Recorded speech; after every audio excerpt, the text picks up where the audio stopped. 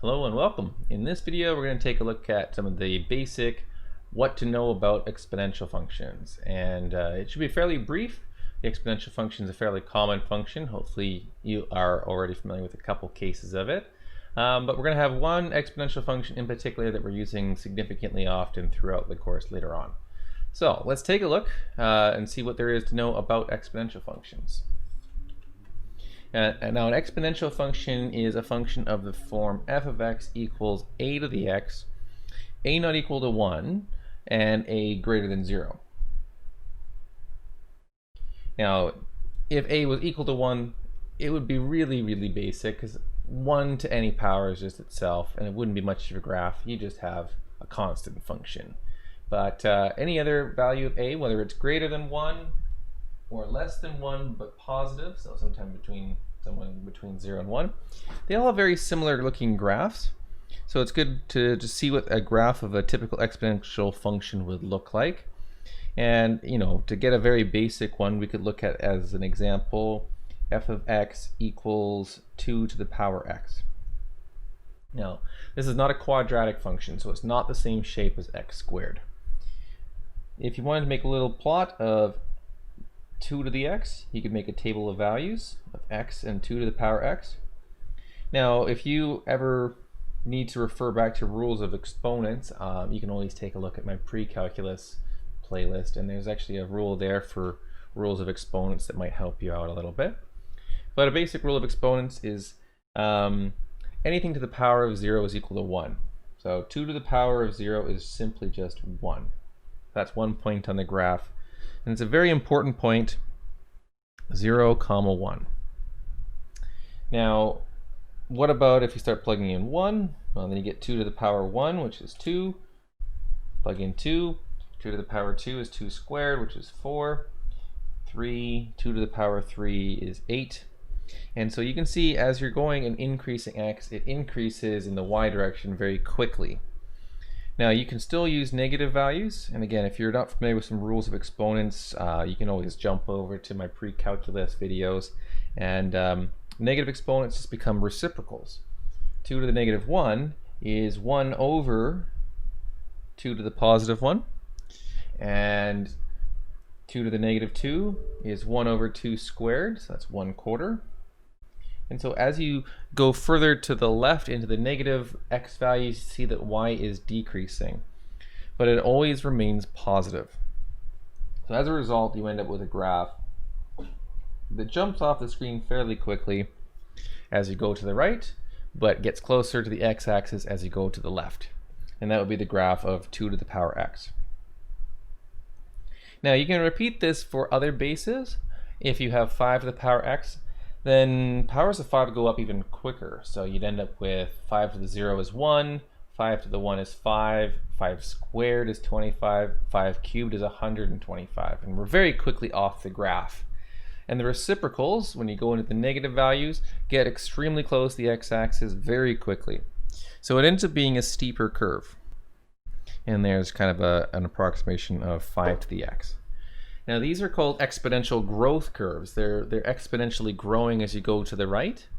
But remember that we can also choose values of a, the base here, between 0 and 1, which end up being fractions. And now you can always do an example of something like f of x equals 0.5, or let's use a fraction, 1/2 to the x. Now, even those values between 0 and 1 have the same property that when you choose x to be 0, it equals 1.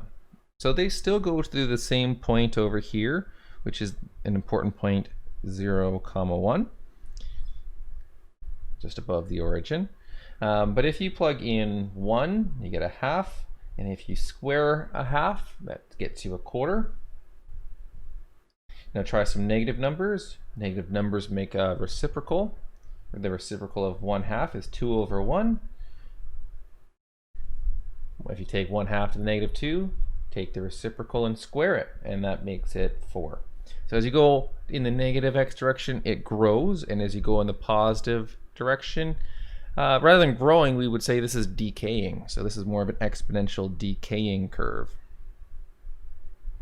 And you may notice that with those values, it ends up being a mirror image of 2 to the x.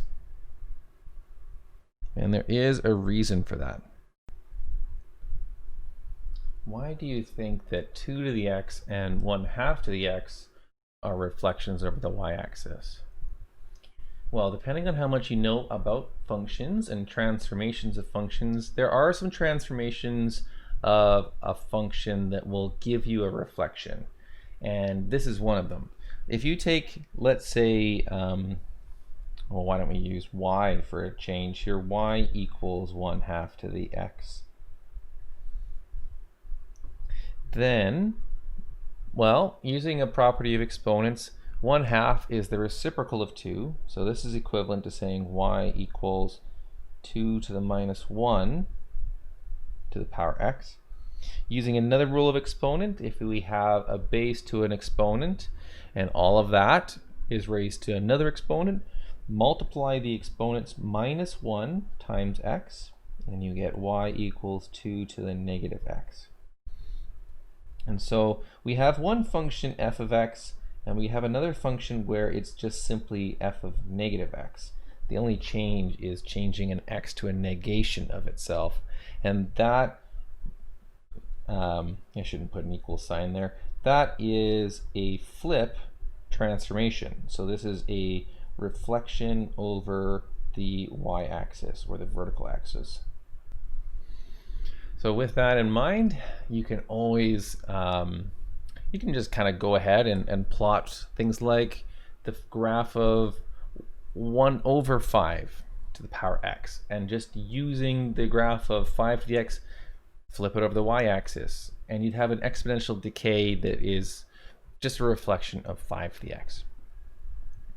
All right, now you can make a whole family of exponential functions using any value of a between 0 and 1 for decay, and any value from 1 to infinity for exponential growth, so long as you don't choose a to be equal to 1. That whole family have a couple properties in common with each other. The first property that all of these exponential functions have in common is their domain.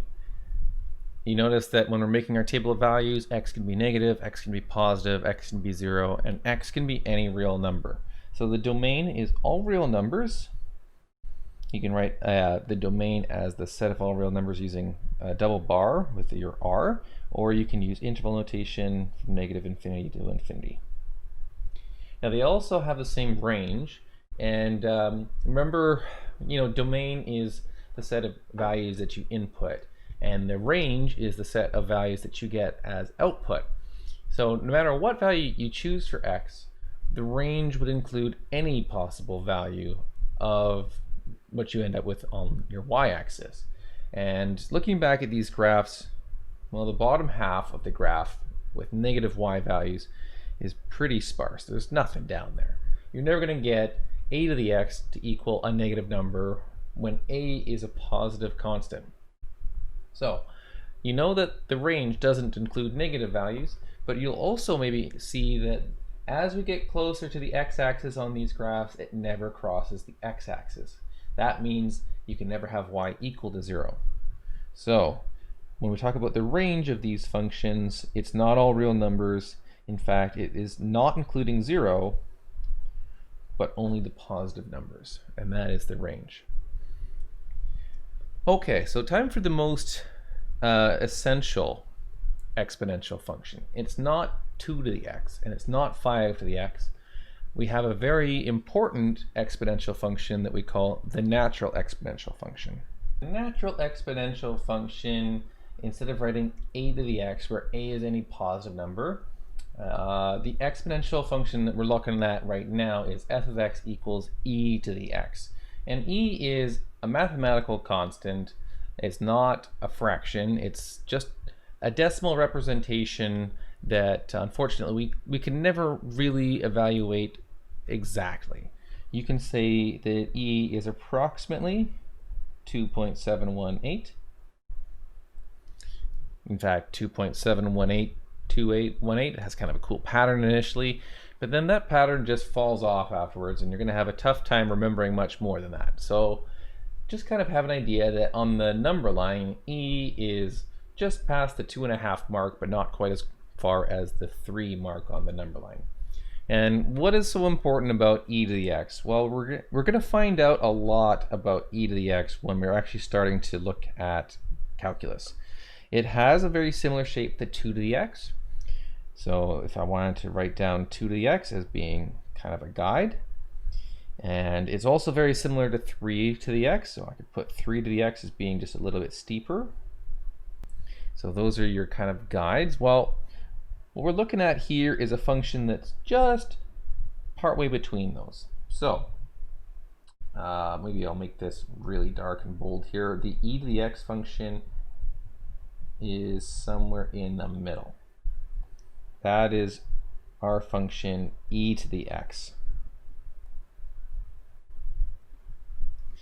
All right, it doesn't look any different than any of the other ones, but it has some very nice properties about how steep it is. It's kind of a Goldilocks function. So some functions are not steep enough, some functions are too steep, e to the x is just right. It also goes to the same point here as all of these functions do, 0, 1. And what makes this one different than all the other ones is it is perfectly shaped to have a slope at that point, which is going up 1 unit over 1 unit. Basically, like a line would have a slope of 1. Well, at this particular point, we say that it has a slope of 1. In fact, it's not really the curve that has that slope. It's that if you were to take yourself a ruler and you put it at that point and you drew this thing to scale, my ruler would have a slope of 1. And that is what we call a tangent line. It touches the curve at that one spot, and it has the exact same level of steepness or level of increase as the curve. So that is what makes this one kind of the Goldilocks of exponential functions. Now we can probably do a couple examples involving e to the x and other exponential functions in class, and I'll leave this as a preview for probably our next video, is that any function, any exponential function that is, f of x equals a to the x, where a is positive and a is not equal to 0, a is not equal to 1. Any function of that, through a little transformation, can actually be written in the form of an exponential curve with a base of e. So it can be written into some sort of form e to the power of some constant multiple of x. Now, of course, in order to actually calculate what that constant multiple is, what I've written in here is k, we're going to need logarithms, and that's going to be for our next video. So stay tuned for that. And now that's just short and sweet. The exponential function you should be able to find on your calculator somewhere, particularly the e to the x button. You probably have an e to the x button on there. Otherwise, for general exponents, you might be seeing an x to the y button. On a computer for exponents, then you'll see a little hat right above the 6. You can use Shift 6 if you want to use exponents.